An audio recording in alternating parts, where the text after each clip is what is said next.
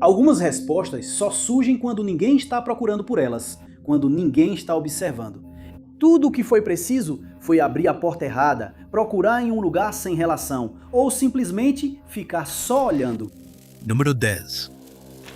A cidade perdida de Herakleion existe há muito tempo nas lendas históricas, descrita como uma metrópole movimentada no Antigo Egito, que foi perdida quando um desastre natural aconteceu, tornando-a esquecida e desaparecida. A cidade, às vezes chamada de Tonis, era uma antiga cidade portuária estabelecida próxima à foz canópica do rio Nilo, a nordeste de Alexandria, no mar Mediterrâneo. Ela foi formada ao redor de um templo central e cortada por canais que se cruzavam. Portos, cais, templos e casas-torre eram todos conectados por pontes e balsas. No período tardio, Herakleion foi estabelecida como um porto comercial fundamental, servindo como o principal porto de comércio internacional e arrecadação de impostos. As mercadorias eram transportadas através de sua cidade-irmã no interior, atualmente Náucratis, outro porto que ficava mais acima no Nilo. A cidade prosperou entre o VI e o IV séculos a.C. e recebeu comerciantes gregos que estavam se estabelecendo e chegaram até a ser nomeados defensores pelos governantes egípcios. Muitas pessoas de diferentes culturas e origens teriam interagido nos mercados movimentados. Embora funcionasse de maneira notável, Herakleion não conseguiu resistir aos perigos e ao impacto de um cataclismo natural. Com o passar do tempo e séculos de terremotos, tsunamis e aumento do nível do mar, a cidade foi ficando cada vez mais fraca. Em meio 101 a.C., após o que os historiadores acreditam ter sido um grande episódio de inundação, a ilha central onde Herakleion foi construída cedeu devido à liquefação do solo. Os cidadãos abandonaram a cidade quando os prédios começaram a desabar e cair na água. No século 8 d.C., o que restava dela afundou sob a água e foi se acomodar no fundo do mar. Perdida no tempo, ela existia apenas em lembranças vagas e histórias posteriores. Arqueólogos modernos tentaram por muito tempo encontrar os vestígios de Herakleion, mas não tiveram sucesso, principalmente devido à areia e aos detritos que cobriam o que restava. Pelos próximos 1.200 anos, a cidade permaneceu intocada, sem perturbações e preservada em sua tumba oceânica até o ano de 2000. Naquele ano, um arqueólogo subaquático francês, Franck Godillot, estava vasculhando a Baía de Abukir, no Egito. Ele estava procurando pela frota de Napoleão perdida em 1798. Mas em vez de navios de guerra, Franck Godillot acabou encontrando algo muito mais profundo. Ele e sua equipe encontraram enormes estátuas de pedra de deuses egípcios, moedas de ouro, embarcações antigas, âncoras e ruínas de templos. Após essa descoberta, a equipe se uniu ao Ministério das Antiguidades do Egito e fez um levantamento do local com sonar de varredura lateral, perfiladores de subfundo, posicionamento por satélite e outras tecnologias avançadas não intrusivas. Por fim, eles conseguiram confirmar algo incrível. Herakleion não era só magia e mitos, afinal de contas. Restos da antiga cidade portuária sobreviveram à devastação e foram preservados em sua sepultura prematura por séculos. Apenas uma pequena seção, contida em uma área de 6 por 9 milhas, foi descoberta. A exploração do local continuou desde então, desenterrando mais tesouros e novas informações que não eram conhecidas pela arqueologia moderna. Alguns dos artefatos recuperados deste incrível local incluem grandes templos, joias, moedas, objetos ritualísticos e cerâmicas, todos os quais ilustram a beleza e a magnificência da cidade. Cada nova descoberta acrescenta ao nosso entendimento sobre a vida cotidiana em Herakleion. Mais de 700 âncoras antigas foram encontradas lá, e até agora, 5 naufrágios identificados foram descobertos, datando entre os séculos VI e III a.C., servindo como testemunho da quantidade de atividade marítima que Herakleion presenciou. Esses números destacam o quão movimentado o porto devia ser. Entre as descobertas está uma antiga embarcação militar grega que os especialistas acreditam que estava ancorada na costa da cidade quando um dos templos desabou. Um complexo funerário grego do século IV a.C. também foi encontrado aqui, respondendo a mais perguntas sobre a ocupação grega no Egito. Número 9. O grande roubo do trem de 1963 foi um dos crimes históricos mais famosos da história britânica.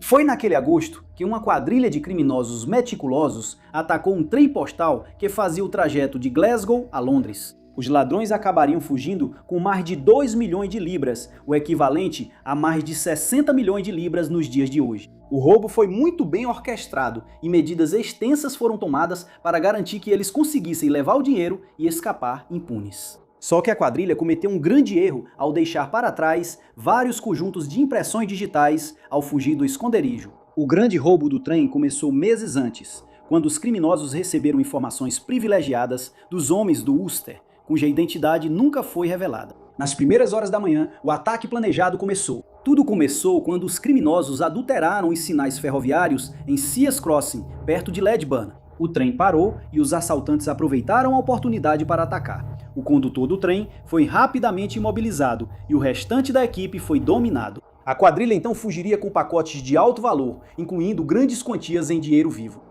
Após o sucesso do plano, o grupo do crime organizado se escondeu em seu refúgio, a Leather Slade Farm, em Buckinghamshire. Eles descansavam ali, dividiam o dinheiro, procuravam um lugar seguro para guardá-lo e planejavam o próximo passo. Mas, enquanto esfriavam a cabeça, a polícia já estava se aproximando, no encalço deles. Vários dias após o roubo, a quadrilha foi forçada a abandonar o esconderijo e fugir, deixando tudo o que possuíam para trás ao partirem. A casa de fazenda acabou se tornando um depósito de provas, onde as roupas dos criminosos, roupas de cama e outros pertences pessoais foram deixados. Uma garrafa de ketchup e um tabuleiro de banco imobiliário se tornariam os catalisadores discretos para a solução do crime e a captura dos responsáveis. Ambos os itens estavam cobertos de impressões digitais e seriam justamente essas pistas não intencionais que levariam à prisão e condenação da maioria dos membros da quadrilha. Os investigadores coletaram o máximo de impressões digitais e outras marcas de identificação que conseguiram. Eles então comparariam essas impressões com aquelas que já estavam registradas pela polícia. Um a um, os membros dessa organização criminosa foram identificados, rastreados e presos. 13 homens foram rastreados, presos e condenados, com suas impressões digitais no tabuleiro de banco imobiliário servindo bem à acusação. Outros 2 homens também foram rastreados, mas nunca foram acusados, porque não havia provas suficientes para condená-los.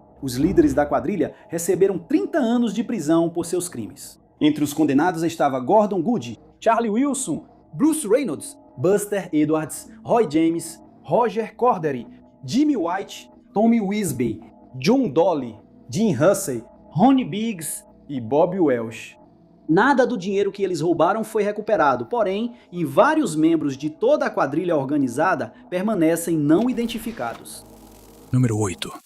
O SS Gothenburg era um navio a vapor com casco de ferro do século XIX. Ele foi construído na Inglaterra em 1654 e mantinha uma rota entre seu local de origem, na Suécia, até 1862, quando foi restabelecido na Austrália. Lá, a embarcação operou no Mar da Tasmânia até 1873. Naquele ano, Gothenburg foi reconstruída em Adelaide, em um esforço que aumentaria sua capacidade de carga e acomodação de passageiros. A reconstrução resultou em quase 200 pés de comprimento, uma boca de 28 pés e um arqueamento bruto de 737 toneladas. Em novembro de 1874, durante a Corrida do Ouro, Gotemburgo faria várias viagens entre Adelaide e Porto Darwin, seu posto avançado mais distante. Como de costume, em 16 de fevereiro de 1875, a embarcação, comandada por Robert Augustus Pearce, deixou os cais de Porto Darwin com destino final em Newcastle, fazendo algumas paradas ao longo do caminho.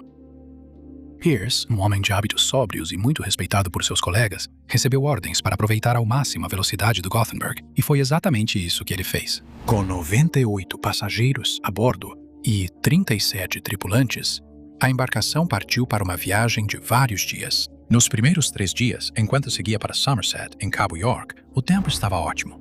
Mas no 4º dia, o vento e a chuva ficaram tão fortes que Gulliver foi obrigado a embarcar lastro.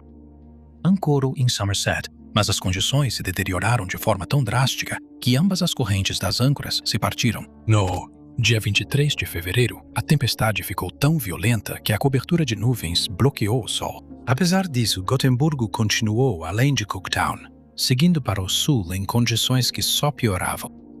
Naquele dia, o navio chegou a um canal de águas profundas que fica entre a costa de Queensland e a Grande Barreira de Coral, uma área que ofereceria alguma proteção do mar aberto. No entanto, seus recifes não mapeados acabariam sendo a ruína dessa viagem. Na noite de 24 de fevereiro, com as velas principais içadas e os motores a vapor funcionando a toda velocidade, Gotemburgo avançou em direção ao clima quase ciclônico. A baixa visibilidade e uma mudança de rota inesperada deram início ao naufrágio do SS Gothenburg. Às 19 horas, ele colidiu com uma parte da Grande Barreira de Coral, a poucos quilômetros da ilha Holborn. Era maré baixa naquele momento e a embarcação ficou presa no alto do Recife. Durante várias horas, até às 3h30 da manhã do dia 25, grandes esforços foram feitos para resgatar o navio. Mas por fim, os passageiros e a tripulação foram obrigados a utilizar os botes salva-vidas para escapar. Quando o sol nasceu naquela manhã, Apenas os mastros restavam, sobressaindo da água. Apesar dos sobreviventes relatarem com precisão a posição onde o navio naufragou, nenhuma viagem posterior conseguiu localizá-lo, e ele permaneceu um mistério lendário desde então, pelo menos até 1967, quase 10 décadas depois, quando 3 pescadores de arpão fizeram uma descoberta acidental. Naquele ano, Peter Rebolio e seus amigos estavam pescando com arpão na costa de Queensland em um pequeno bote quando notaram algo estranho saindo da água. Eles já haviam pescado ali muitas vezes antes e nunca tinham notado essa protuberância. Quando eles cutucaram e sondaram o objeto embaixo, ouviram um som de metal e perceberam que tinham encontrado destroços. Historiadores e especialistas foram notificados sobre a descoberta e mergulhadores profissionais foram enviados para investigar. Vários marcadores de identificação logo surgiram, incluindo uma carapaça de tartaruga inscrita que trazia os nomes daqueles que haviam sobrevivido ao evento. No topo da lista estava o título Naufrágio do SS Gothenburg. Número 7. Margaret J. Profit nasceu em 1958 e se formou na Universidade de Harvard em 1980, onde estudou filosofia política. Ela também frequentou a Universidade da Califórnia, onde obteve o diploma de bacharel em física. Em 1994, ela voltou a estudar matemática na Universidade de Washington, onde recebeu uma bolsa do Departamento de Astronomia. Durante esse período, Margaret também estava ganhando notoriedade na mídia, tendo recebido uma bolsa MacArthur e produzido uma teoria sobre uma nova visão dos canais reprodutivos dos mamíferos. Vários veículos de mídia, como a Scientific American, a Time e a revista People, rotularam a jovem de 35 anos como um prodígio científico inconformista. Apesar de não ter formação formal em biologia, Margaret era considerada uma bióloga evolutiva, que ganhou ainda mais notoriedade ao publicar suas descobertas sobre o papel da teoria da evolução de Darwin na menstruação, enjoo matinal e alergias. Margaret acreditava que esses processos eram uma forma do corpo eliminar patógenos e carcinógenos. De forma bastante estranha, Margaret se tornaria a personagem voluntária de um mistério bizarro quando desapareceu repentinamente, e não apenas dos holofotes, ela sumiu completamente. Não foi amplamente divulgado que ela havia desaparecido, porque o que aconteceu com ela não foi tão simples quanto estar aqui em um dia e sumir no outro. Foi algo gradual, como viria a descobrir um ex-aluno que fez aula de física com ela, Mike Martin. Foi em 2009 que Martin se deparou com o trabalho da ex-colega e acabou pesquisando sobre ela no Google. O que ele encontrou foi uma página da Wikipédia incrivelmente vazia, sem atualizações recentes e com algumas discussões sobre o paradeiro atual dela. Foi então que ele começou a tentar encontrá-la e descobriu que Margaret havia cortado os laços com a família em 2002. Estava, aos poucos, deixando de se comunicar com colegas, amigos e todo mundo. E isso, Martin descobriu, foi um desaparecimento intencional. Mas isso foi tudo que Martin conseguiu encontrar. No final de 2004 e início de 2005, as pistas esfriaram de forma assustadora. Nesse período, os entes queridos ficaram preocupados com o bem-estar dela, temendo que ela estivesse perdendo a batalha contra uma doença mental. Naquele ano, a mãe de Margaret, Karen, havia registrado o desaparecimento da filha na polícia de Cambridge e contratado um detetive particular na esperança de encontrá-la. A esperança de fazer isso foi diminuindo até 2012, quando uma descoberta inesperada resolveu esse estranho mistério. Segundo relatos, Martin, que vinha divulgando a busca por Margaret, recebeu um e-mail de Karen, detalhando que a mulher desaparecida havia feito contato com eles. Alguém que havia conhecido Margaret recentemente estava pesquisando seu nome no Google quando encontrou o artigo de Martin, que dizia que ela estava sendo procurada pela família e amigos. Essa pessoa repassou a informação para Margaret, que ainda estava viva e bem. Mais tarde, ela entrou em contato com seus entes queridos e explicou que nem sabia que estava desaparecida ou que as pessoas estavam procurando por ela. Ela explicou que estava sofrendo de dores físicas por uma causa não revelada e decidiu se afastar na esperança de não incomodar ninguém com sua doença. Devido a essa enfermidade e aos ferimentos subsequentes, ela não pôde mais trabalhar e desde então vinha vivendo na pobreza em Boston, Massachusetts. Por acaso, alguém a viu de passagem, decidiu pesquisar sobre ela e percebeu que ela era uma pessoa desaparecida. Sem esse elemento simples, Margaret talvez nunca tivesse encontrado o caminho de volta para sua família no sul da Califórnia. Número 6. O USS Perch era um submarino da classe Porpoise que serviu na Segunda Guerra Mundial. Antes do início da guerra, o Perch fazia parte da Frota do Pacífico dos Estados Unidos, tendo se juntado ao Esquadrão de Submarinos 6 em 1937. Um ano depois, ele participou de trabalhos de levantamento nas Ilhas Aleutas. Em 1939, ele retornou à frota em sua viagem para a costa leste dos Estados Unidos. Em outubro, Perch seguiu para Manila, nas Filipinas, e tornou-se capitã da divisão. Em 1940, com o início da Segunda Guerra Mundial, Perch passaria os primeiros 2 meses estacionado nas Filipinas e nas Índias Orientais Holandesas, protegendo esses locais da invasão japonesa. Ela afundou o navio de transporte japonês no Nojima Maru, um feito famoso, e teve muitos outros episódios semelhantes durante seu período de serviço, que durou até 1942. Durante os primeiros meses de sua batalha final, o submarino lutou firmemente contra os japoneses, que acabavam de atacar Pearl Harbor. Eles começaram a conquistar grande parte dos territórios do Sudeste Asiático, e uma invasão de Java estava no horizonte. O Perch e vários outros submarinos americanos foram enviados para a área para tentar impedir a invasão. Em 1º de março de 1942, ele emergiu a poucos quilômetros de Surabaya, Java, e começou a atacar o comboio japonês. Antes de completar a missão, no entanto, o Perch encontrou 2 contratorpedeiros, a Matazaki e Hazukaze. Observadores a bordo localizaram o submarino e dispararam 32 projéteis. O Perch foi forçado a fazer uma imersão de emergência que a princípio pareceu bem sucedida. Eles rapidamente assumiram uma posição para um possível ataque aos contratorpedeiros, mas uma olhada pelo periscópio revelou que eles estavam preparando um ataque com cargas de profundidade. O Perch esperava afundar pelo menos um deles antes que pudessem realizar o ataque, e subiu a 27 metros. Mas já era tarde demais. Ambos os contratorpedeiros estavam em cima do Perch e lançaram 12 cargas de profundidade, e o submarino ficou avariado e consideravelmente danificado. Apesar dos danos imensos, ele sobreviveu e continuou a missão, esperando atacar navios japoneses, mas foi avistado novamente por 2 contratorpedeiros. Outro ataque com cargas de profundidade destruiu o sistema de propulsão e o Perch ficou imóvel debaixo d'água. Quando ele emergiu, os tripulantes a bordo foram recolhidos por um dos contratorpedeiros japoneses, o Hutio, e transportados para campos de prisioneiros nas Índias Orientais Holandesas, que eles tinham acabado de capturar. O Perch afundaria mais tarde até o fundo do mar, onde permaneceu perdido por décadas, tornando-se mais um inquietante mistério marítimo. Esse mistério durou até 23 de novembro de 2006, quando uma descoberta inesperada foi feita no Dia de Ação de Graças. Uma equipe internacional de mergulhadores estava a bordo do MV Empress e estava em busca de outra embarcação desaparecida. Eles estavam procurando pelos destroços do cruzador pesado britânico HMS Exeter, que havia desaparecido no Mar de Java e na região da ilha Bawean. A equipe esperava obter fotografias dos destroços, mas em vez disso, encontrou o casco em posição vertical do USS Perch. Eles fotografaram a placa do construtor do submarino desaparecido, identificando claramente como sendo o submarino que estava desaparecido todos esses anos. Número 5. O Corpus Galênico é uma coleção de textos principalmente médicos atribuídos a Galeno, o médico, cirurgião e filósofo grego do século II.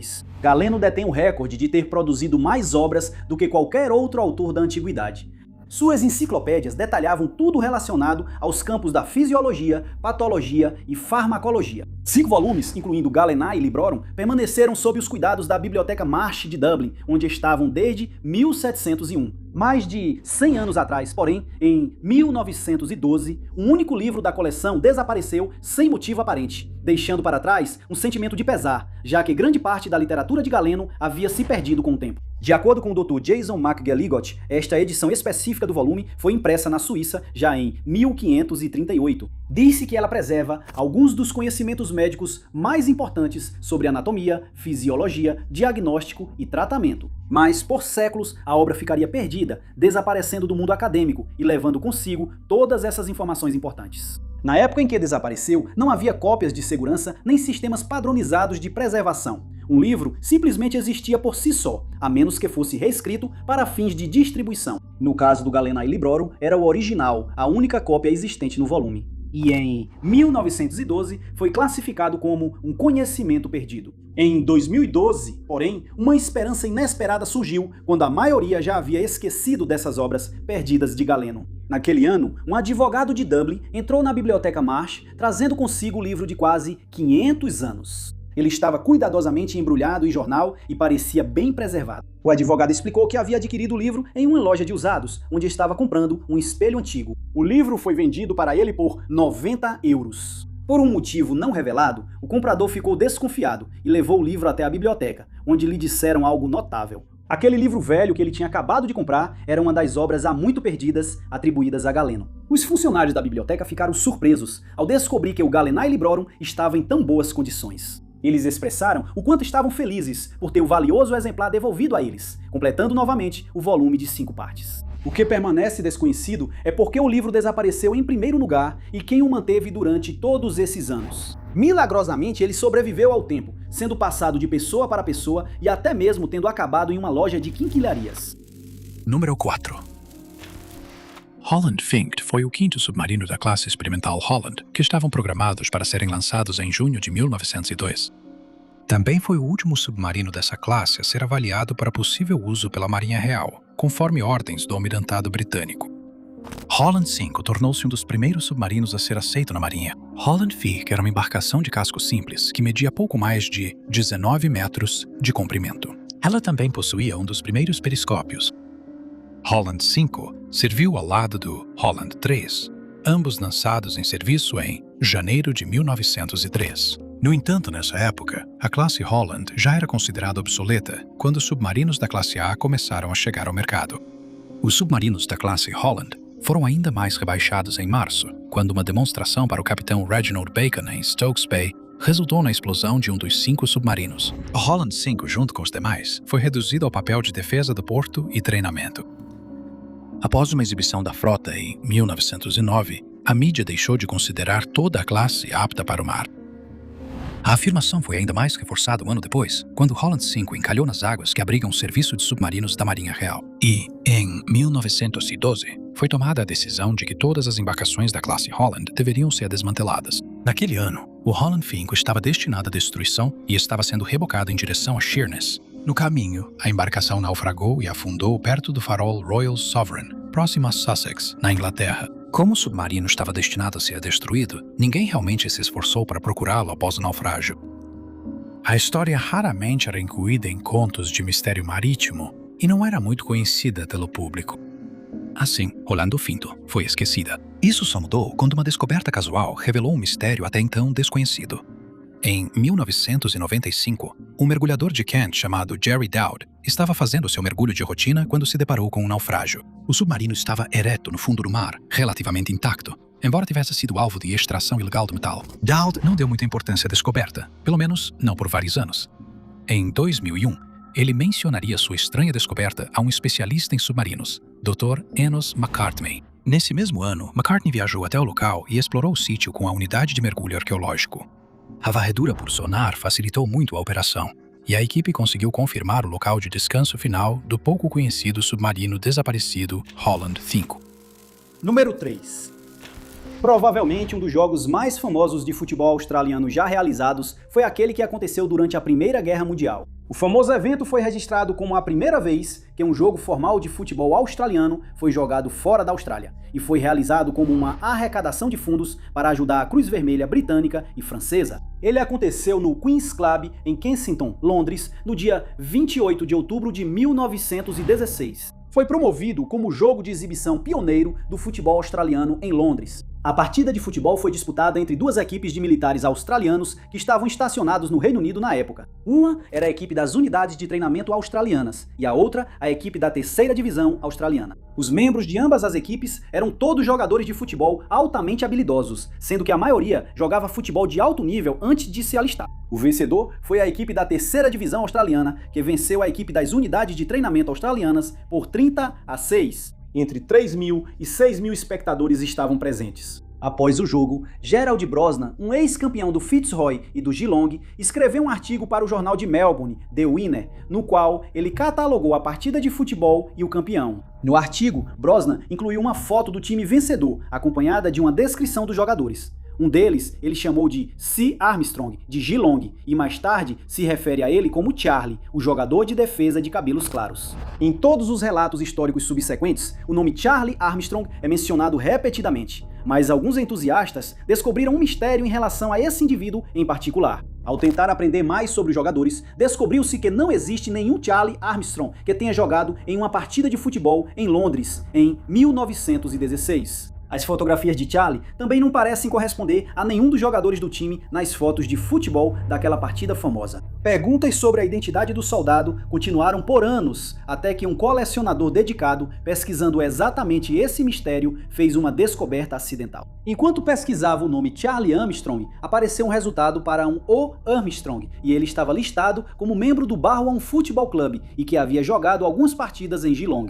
Pesquisas subsequentes sobre esse resultado em particular revelaram o nome Oswald Robert Armstrong, ou Ozzy, como era chamado por muitos. O pesquisador descobriu que Ozzy jogou 3 partidas em Geelong em 1915 e no Barwon entre 1914 e 1915. Em 1916, ele se alistou no exército e voltou ao futebol no Barwon 3 anos depois. O pesquisador que, coincidentemente, fez essa descoberta, comparou as fotografias de Ozzy Armstrong no jogo pioneiro de exibição do futebol australiano, especialmente em relação ao indivíduo chamado Charlie. Foi uma combinação perfeita. O soldado na foto foi identificado erroneamente, mas existia um Charlie Armstrong, que estava listado entre os registros de serviço de guerra junto com Ozzy. Mas eles pareciam completamente diferentes, e Charlie não tinha participado daquela partida de futebol de 1916. Era Ozzy Armstrong, o jogador de futebol australiano que jogou pela Liga de Futebol de Victoria e serviu no exterior com a Força Imperial Australiana, onde foi capturado pelos alemães e se tornou prisioneiro de guerra antes de ser resgatado. Número 2. Durante o final do período clássico, uma embarcação que possui apenas um nome moderno, Mossos, serviu como navio comercial. Ela navegou durante o terceiro quarto do quarto século a.C., mas provavelmente foi construída antes disso. Sua grande área de carga ostentava ânforas, jarros de cerâmica com 2 alças que eram usados para o transporte de vinho, azeite ou grãos. Neste caso, era vinho de luxo que estava sendo transportado pelo Mediterrâneo. A maioria das ânforas desse período era atribuída a Chios, uma ilha grega. Em 2006, mergulhadores recreativos foram para as águas ao largo da costa sul da vila de Mossola, em Chipre, acreditando que fariam um mergulho e uma exploração de rotina, quando, na verdade, eles acabaram encontrando uma resposta para uma antiga questão histórica. A descoberta do navio notavelmente bem preservado, que havia permanecido praticamente intocado por séculos, tornou-se o primeiro naufrágio desse tipo.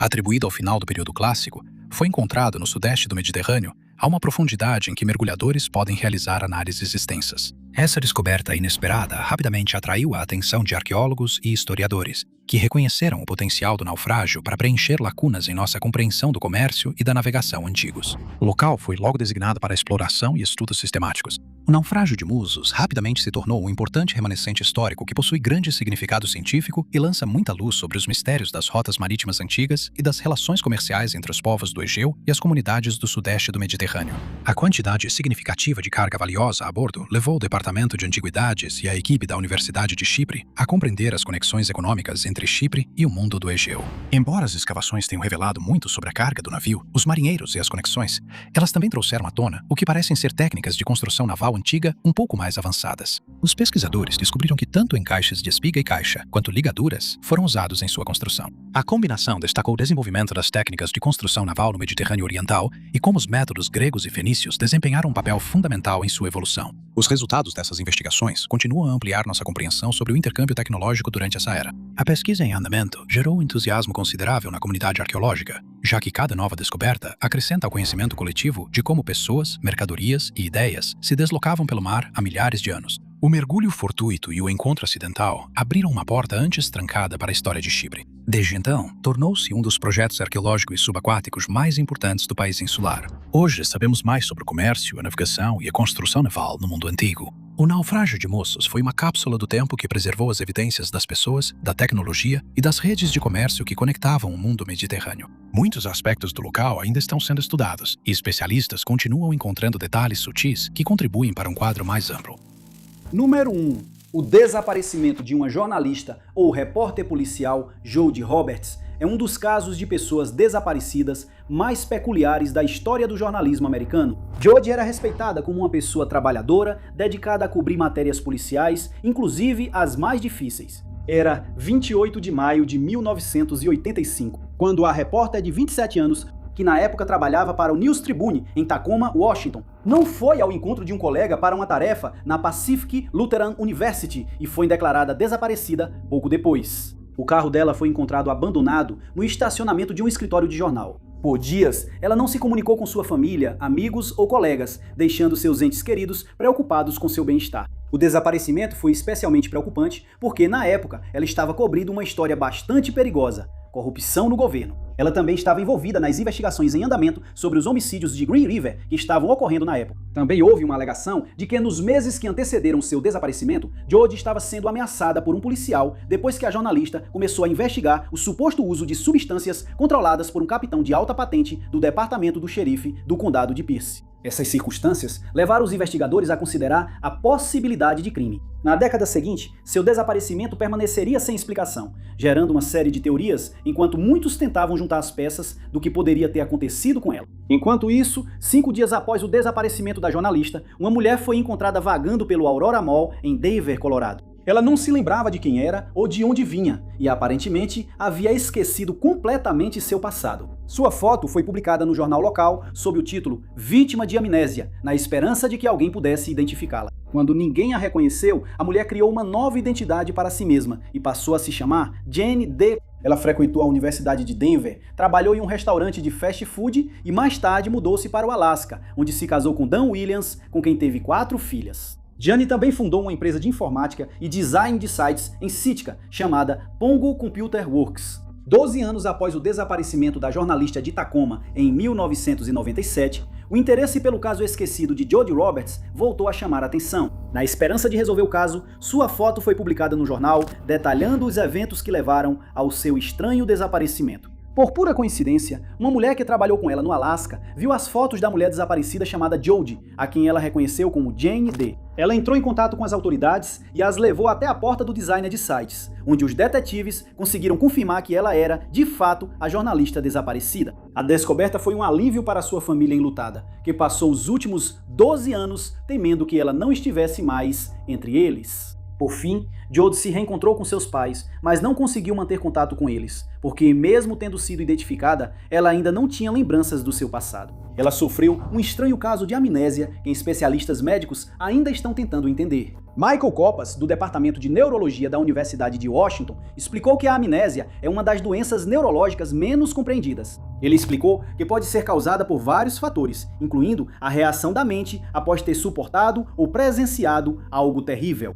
A doutora Verna Knepp, colega da Universidade de Washington, também observou que uma amnésia que dura tantos anos provavelmente seria acompanhada de outros sintomas, nenhum dos quais se manifestou neste caso em particular. Foi observado que não existe um teste para confirmar uma alegação de amnésia. Se a Jodie está realmente sofrendo de amnésia ou não pode ser definitivamente comprovado, a não ser confiando no que ela diz. Os médicos que inicialmente trataram da mulher quando ela foi encontrada vagando pelo shopping disseram a ela que ela deve ter passado por algo perigoso, como uma experiência quase fatal, fazendo com que seu cérebro bloqueasse tudo. Mas depois de 12 anos, pode-se pensar que algumas dessas memórias começariam a ressurgir, mas nenhuma delas voltou. Enquanto o mistério sobre o paradeiro de Jodie Roberts finalmente foi resolvido, sua descoberta também trouxe mais perguntas. Ainda não sabemos quais circunstâncias levaram ao desaparecimento dela, por que ela sofreu de amnésia e qual evento foi tão terrível a ponto de ela esquecer tudo. Muito obrigado por assistirem. Se você gostou deste vídeo, não deixe de clicar no botão de curtir. Além disso, não se esqueça de se inscrever e ativar o sininho para ficar por dentro de todos os nossos próximos vídeos. Mas meu nome é Tinotes e eu vejo vocês no próximo vídeo.